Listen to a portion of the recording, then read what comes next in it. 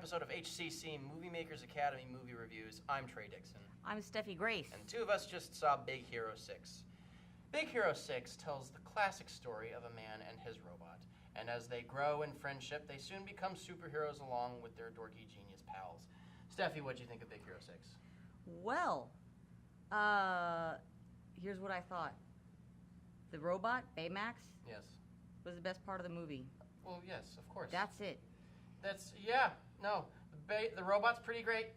Yeah, I don't care about the story at all. It's cute. It's so cute. I wanted to take the Baymax and hug him, but the rest of the movie, I could do away with because my problem was, you were telling me that the second half of the movie was your favorite part. Yeah. Or what was it? The worst part or the best part? My favorite part, I think that the first 40 to 50 minutes is decent character building, decent storytelling with a really cute robot. I disagree. Because it's the second half that I think the whole movie boils down into merely a series of things that happen that aren't particularly connected in any way. Right. Well, here's the thing. The fact that he's close to his older brother, who dies tragically in an explosion. Yeah. That we later on find out was not an accident.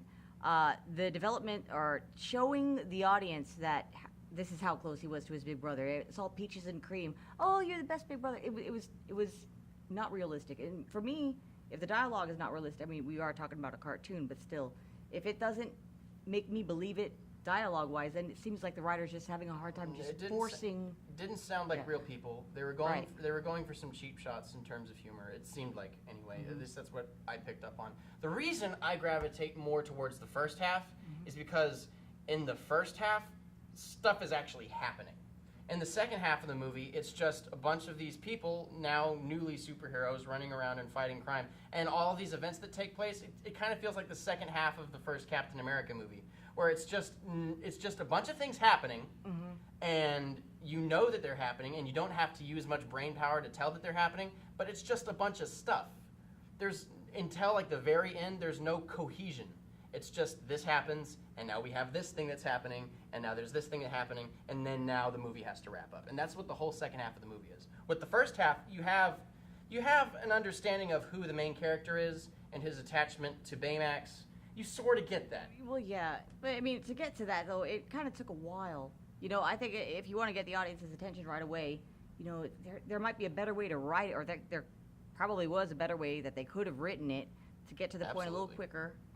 And, you know, make it a little more interesting, a little more realistic dialogue. We're going to sound like a bunch of stuffy old people. Yeah. Because the bottom line is that kids are going to love this movie. Yeah, that's true. It's great for the family, great for kids. Kids are not going to care. They're going to watch Baymax. They're going to think he's adorable.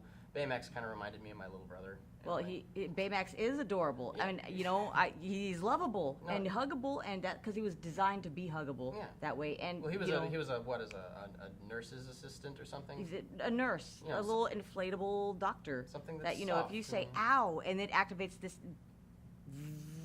and then he just comes out of this box, and then starts talking to you and so this little snotty genius goes ahead and takes this giant, wonderful, cuddly robot that's meant to be like a nurse's assistant, and he becomes like his sidekick in superhero-dom. Right, but the only reason that the Dr. Robot inflatable guy does that is because he thinks it will help this kid, you know, in his grieving process for his brother, because he's programmed to do that. He's programmed to help heal people. Yeah. You know. So it's kind of like you watch this movie and you can see right off the bat that it's the type of movie that you really shouldn't think that much about. Because if you start thinking about it, then you realize, well, hold on, this robot doesn't have real feelings. He's programmed to be affectionate. Yeah. And so once that happens, once you realize that, it's fake. This whole movie's fake and hollow and lifeless. Unless you go for that feel that we're, you know, kind of like, in Real Steel, you know, it's implied that maybe there is some sort of ghost in the machine that actually has a little sense of, you know, self-awareness. Real Steel's great, by the way. If you haven't seen Real Steel, check it out. It's much better than this movie. Yeah, definitely. But, you know, there's maybe, because what he does at the end when he sort of... Yeah, look, can we spoil the ending? No. Because it doesn't matter, really. Yeah. It doesn't really... It's up to you. If that's on you. All right, so I'm going to spoil the ending of this movie. I'm gonna get through it really quick. So if you don't want to hear the ending of this movie, you know, la la la la la la for like 30 seconds. Okay. At the end of the movie, Baymax supposedly dies, but then they bring him back to life at the very end. Well, he sacrifices himself. Yeah, Like says, I will always a quick be reference here to the Iron to get Giant him, or something yeah, like that. to get him out of this little vortex that they had to break into to save. And you think, oh, cool, so this movie's going to have real emotion. But no, we're going to go ahead and bring him back to life anyway. You know, why not just let him die? Well, he remembers, and then he remembers the kid Yeah. that he bonded with, or the other him bonded with. Yeah. Because it's a memory chip. It's a memory chip. It's a memory chip. It's a memory chip. We Yeah. can't kill off Baymax because people won't like our movie anymore. I know. We don't want to make the kids We don't cry make the too kids much. Cry. No. Too much crying. Kids don't stop crying. So yeah. Yeah. Anyway, you know, kids will like it, but when you compare this movie to all the other animated movies that came out last year, oh my God, we had some really great animated movies. We had How to Train Your Dragon 2, which I loved. We had The Tale of the Princess Kaguya, which was my favorite animated film last year. I haven't seen it. It's really good. It's one of Studio Ghibli's last movies. I cannot recommend The Tale of the Princess Kaguya enough. We might get around to reviewing it. I don't know. We might not. It's long out of theaters. But hopefully we'll get to talking about that movie. And The Song of the Sea. Some really great animated movies. So why did this thing end up winning Best Picture? I don't understand that. Because of the Cuddly Stay Puft Marshmallow Man. Yes, from Ghostbusters. You know, right? Yeah, exactly. Yeah. It's- So a scale of 1 to 10. On a scale of 1 to 10, gosh. You know, I was going to give it a 6, but the more I talk about this movie, the less I like it. So I'm going to give it a 5. Okay, so for once, I agree with you, and I'm going to give it a 5 as well. I didn't Yeah. like this movie very much. Yeah. I feel like I kind of wasted my time a little bit. But you know what? If you have no choice and you cannot take your family to anything else, well, it's a little late now because Big Hero 6 is Well, in I theaters think for a take your little family while. to see it, and you know, it's You know, if you have take nothing, the kids to see it. If if- they're under a certain age, then yeah. no, you know, if you feel like you've got nothing else to watch on television, rent it, and maybe show it to your kids. It is cute. It's so, cute, you know, yeah, they'll like it's it. cute. Then they'll grow up and realize how much time they wasted. Maybe. So yeah, whatever. It's a movie. It's a thing that happened.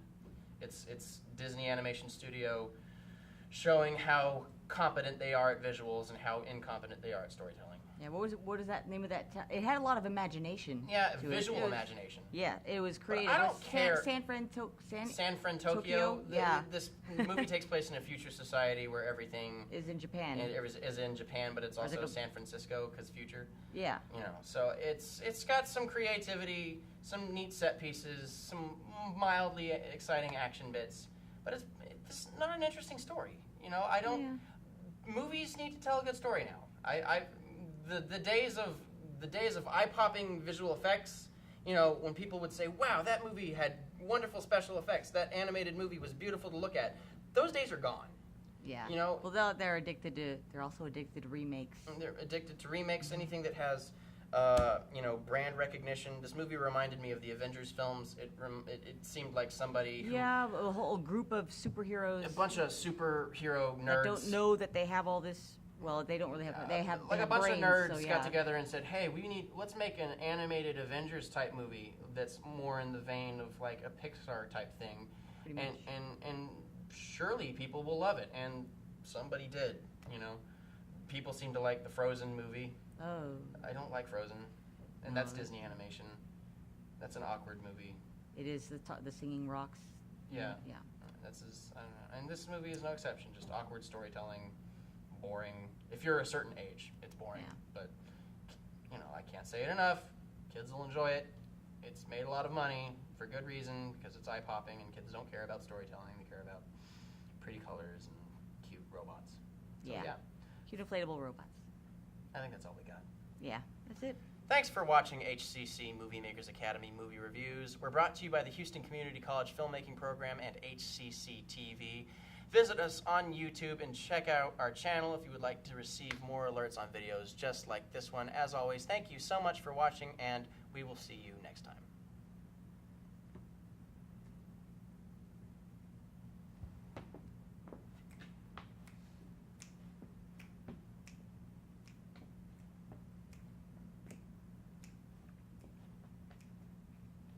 Let's go.